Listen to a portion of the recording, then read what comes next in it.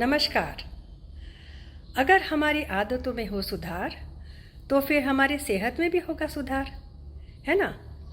फिर क्यों हमारी आदतें बदलना हमको इतना मुश्किल लगता है। हमारी खान पान की जो रोज़ बरोज़ की आदतें हैं, जैसे नमक कम करना या चीनी या चावल कम करना, या तो फिर दवाएं समय पे लेना, ये सब करना नियमित रूप से हमको क्यों मुश्किल लगता है। अगर इन्फॉर्मेशन या संदेश देना या ज्ञान बांटने से बात बन जाती तो अब तक तो समुदाय के लोगों में काफ़ी सुधार आ जाता, है ना। पर ऐसा नहीं है। तो चलो हम सबसे पहले जानते हैं कि वो कौन से पहलू हैं या स्थितियाँ या कंडीशंस हैं जो लोगों को बदलाव लाने में मदद करती हैं, जिससे वो लंबे समय तक अपनी अच्छी आदतें टिकाए रखें। तो ये हम अभी जानते हैं। चलिए शुरू करते हैं। तो ये है मंगू बेन। उनके पति किशन भाई को बहुत सालों से हाई बीपी है और एएनएम बहन ने बोला है, कई बार बोला है कि इनके खाने में आप नमक कम करिए। मंगू बेन कहती हैं कि कोई फ़ायदा नहीं, करके देखा लेकिन इनको खाना अच्छा नहीं लगता तो वो नमक कम करने को तैयार नहीं। तो क्या कारण है जिससे ये नहीं हो पाता।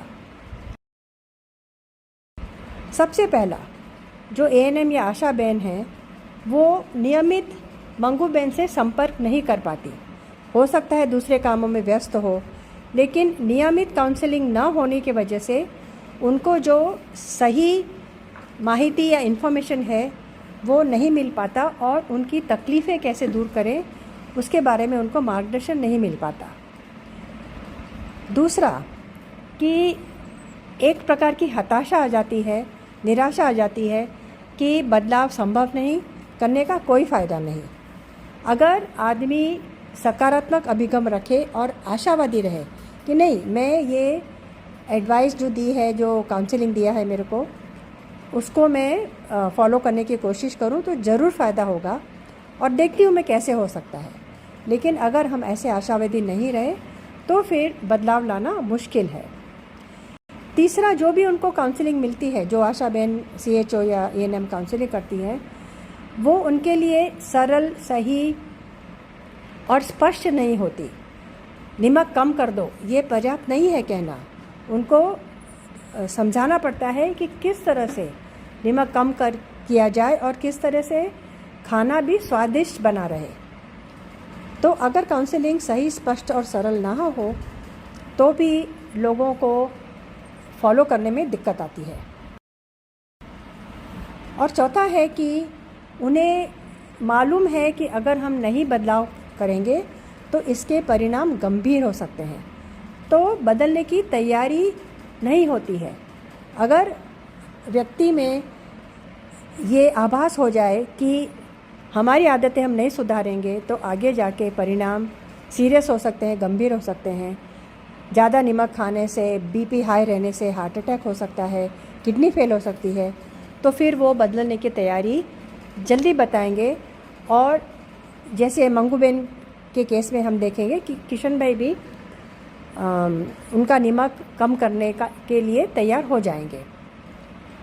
तो ये जो 4 पहलू हैं, एक तो सही इन्फॉर्मेशन मिलना, नियमित काउंसलिंग मिलना, दूसरा तैयारी होना बदलने के लिए, गंभीर परिणाम से वाकिफ़ होना, तीसरा कि सकारात्मक होना कि हाँ, बदलाव लाने से हमको ज़रूर फ़ायदा होगा, और चौथा कि जो भी हम उनको कह रहे हैं करने के लिए वो थोड़ा सरल हो, बहुत मुश्किल ना हो। अगले वीडियो में हम देखेंगे और ज़्यादा दूसरे पहलू जिससे लोगों में बदलाव संभव हो सकता है। मिलते हैं फिर से।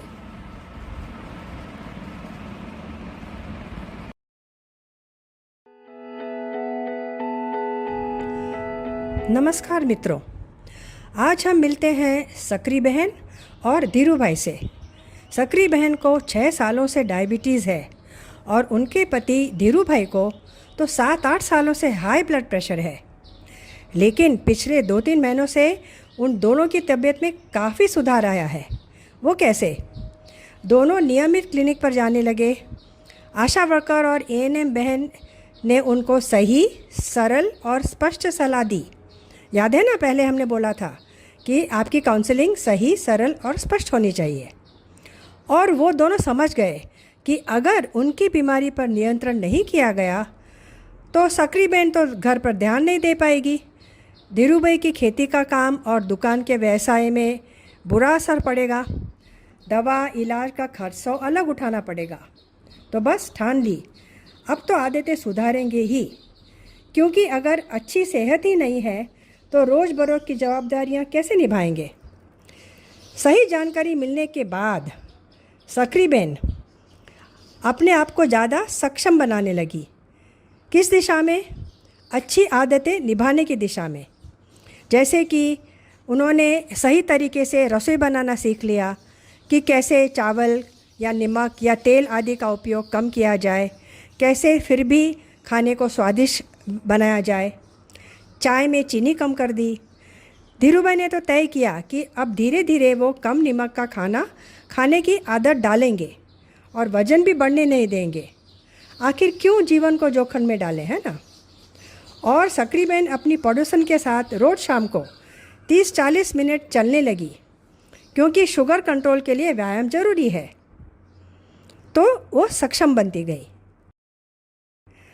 नई आदतें डालने के लिए पूर्व तैयारी भी करनी पड़ती है।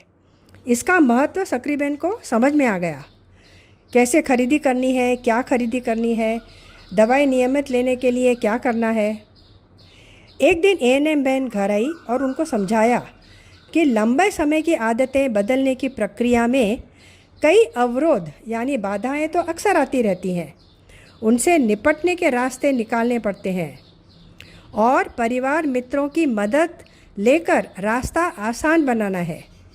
तो सकरी बहन ने रास्ते निकाले, क्योंकि उसे और उसके पति को सेहत का उपहार चाहिए था और न कि बीमारी की परेशानी। तो आप समझ गए ना, अच्छी आदतें बनाने के लिए ये 4 और पहलू हमने आज आपको बताए। एक, स्वयं को सक्षम बनाना है अच्छी आदतें पालने के लिए। दूसरा, अच्छी आदतें अपनाने हेतु पूर्व तैयारी करनी है। तीसरा, बाधाएं दूर करने के लिए उपाय या विकल्प अपनाने हैं। और चौथा, मदद रूप हो ऐसे व्यक्तियों की सहायता लेकर अपने प्रयत्न सफल बनाने हैं, रास्ता आसान करना है। तो मित्रों, हम आगे वीडियो में देखेंगे 2 और महत्वपूर्ण मुद्दे जिससे लंबे समय तक अच्छी आदतें टिकी रहती हैं। चलो फिर मिलते हैं। आपका दिन शुभ हो।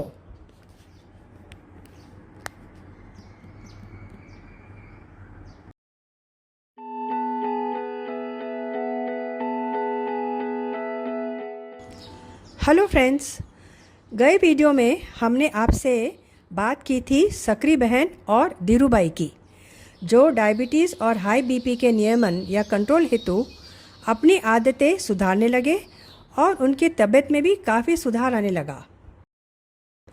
पर फिर ये प्रश्न उठता है कि क्या लंबे समय तक अच्छी आदतें टिकी रहेंगी? इसके लिए 2 कंडीशंस या स्थितियाँ ज़रूरी हैं। एक तो निरंतरता या कंसिस्टेंसी बनाए रखें और उसके प्रति सजग रहना, ध्यान देना कि कहीं गाड़ी पटरी पर से उतर तो नहीं गई है। और दूसरा, अगर कुछ दिनों के लिए या हफ्तों के लिए अपनी अच्छी आदतें छूट भी जाती हैं, फिर भी हो सके उतना जल्दी गाड़ी को फिर से अपनी सही पटरी पर लाना है, अच्छी आदतें फिर से अपनाना है। कभी मेहमान घर पर आते हैं या तो फिर मुसाफरी पे हमको बाहर जाना पड़ता है, तब स्वाभाविक है कि जो हम कर रहे हैं वो ठीक से नहीं हो पाता। लेकिन जितना जल्दी हो उतना हमको फिर से हमारी अच्छी आदतें चालू रखना है। और ये आदतें टिकाए रखने के लिए अपने परिवार के सदस्य, स्वास्थ्य कार्यकर, एएनएम या आशा बहन या फिर महिला जूथ की बहनें, विमेंस ग्रुप, उनकी सहाय मदद ले सकते हैं। जैसे वो याद दिला सकती हैं, प्रोत्साहन दे सकती हैं। हम सबको प्रोत्साहन चाहिए, सपोर्ट चाहिए, ठीक है। तो हमने अब तक 10 पहलू समझ लिए जो वर्तन में या आदतों में सही बदलाव लाने के लिए सहायक होते हैं।